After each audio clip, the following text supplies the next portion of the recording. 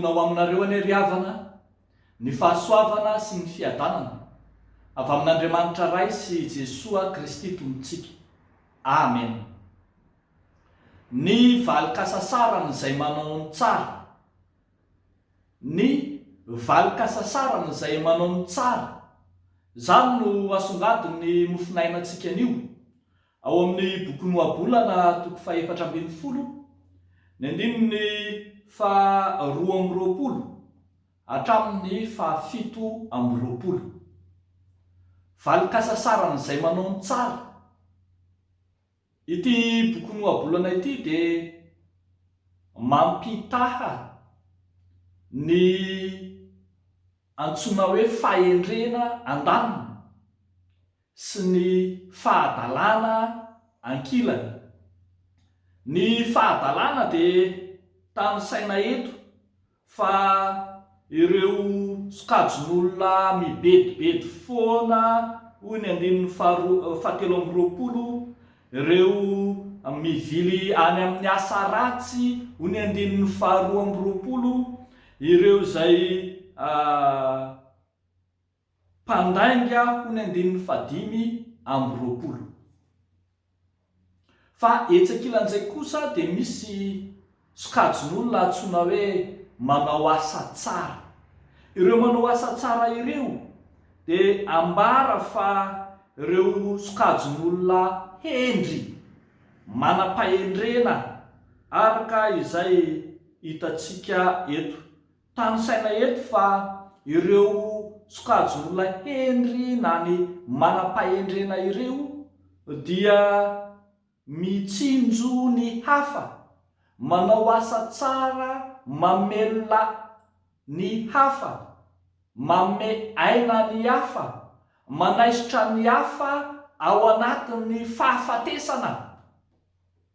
Raha vakitsika tsara ny andininy 420 sy ny 720 dia izany no asongadina: mamonjy aina ny manao asa tsara.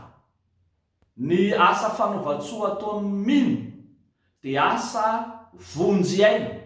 Mampahatsiaro antsika ny asa izay nataon'i Jesosy Kristy tetỳ ambonin'ny tany, tonga hamonjy izao tontolo izao, tonga mba hanaisitra ny olona ao anatin'ny fandriky ny fahafatesana sy nandresy ny fasana sy ny fahafatesana.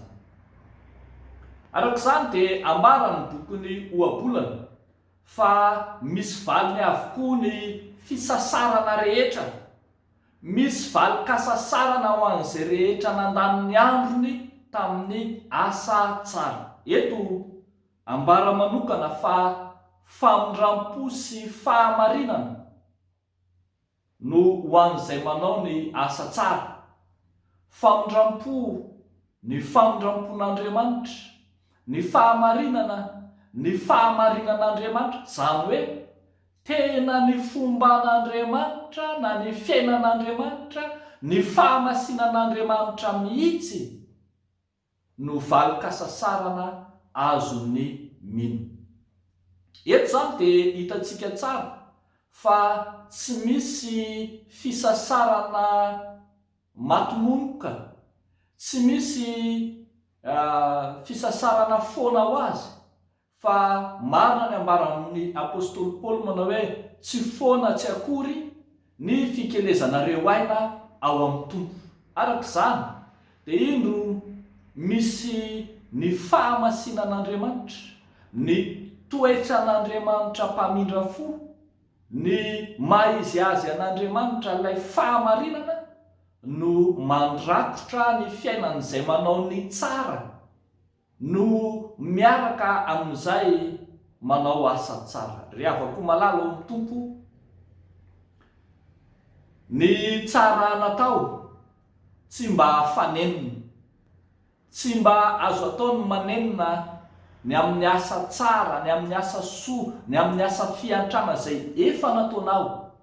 Eny na dia tsy mifanaraka amin'ny eritreretinao aza ny andraisan'ny olona hafa ny asa tsara nataonao, dia tsy tokony hanenina amin'izany ianao.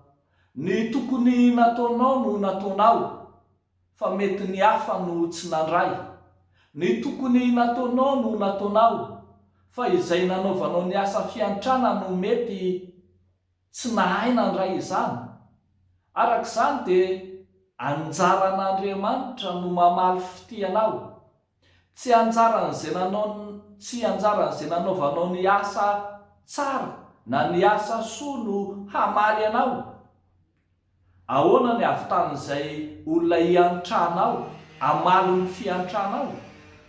Fa an'Andriamanitra zany.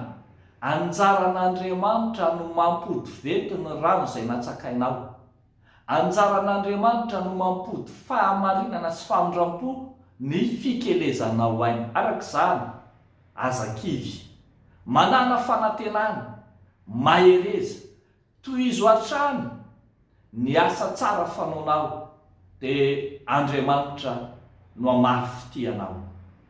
Asan'ny fiangonana ry havako ny asa fanaovan-tsara, asan'ny kristianina, asan'ny mino ny asa fanaovan-tsara, satria i Jesosy Kristy mihitsy no efa tonga tetỳ ambonin'ny tany, nanao asa tsara, nanao asa famonjena aina, nanao asa fahamelomana, nanaisotra ny olona amin'ny fahafatesana ho amin'ny fiainana.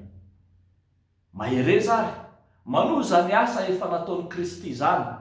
Azakivy, aza mierikerika, tohizo hatrany izay efa natombokao amin'ny asa fanaovana tsara etỳ amin'izao tontolo izao. Dia hitanao fa ho azonao ny falikasa sara, Andriamanitra no ameno anao amin'ny famindram-po sy ny fahamarinana. Dia hoan'Andriamanitra irery aminy voninahitra. Amen. Hivavaka isika ry havako.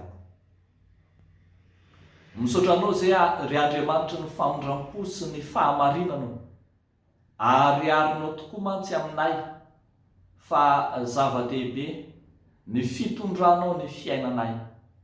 Misaotra anao zay Tompo fa Andriamanitra tsy mba mahafoy na mandao anay mihitsy ianao. Andriamanitra mitsinjo anay mandrakariva ianao, ary zany koa no anirahanao anay hiasa ny asanao Andriamanitra, anao ny asa tsara zay efa natombokao, anohy izany amin'ny mpiarabelona sy ny manodidina anay. Aneo ny fahendrena izay efa niantsonao anay tsiraray avy. Misaotra Tompo, ary ankehitriny izahay dia mivavaka hatrany ho an'ny fiangonana, indrindra mahatsiaro izay ny synôda lehibe FJKM, entinay ambavaka eo anatrehanao. Tompo, da eo ny amin'izay firindraniny zany ho tontosa ho tanteraka araka ny sitraponao Andriamanitra. Entinay ambavaka eo anatrehanao ny fandroson'ny fiangonanao amin'ny fahamarinana ary amin'irao fo amin'izay mety fahadosony rehetra, amin'ny anaran'i Jesosy Kristy Tomponay. Amen.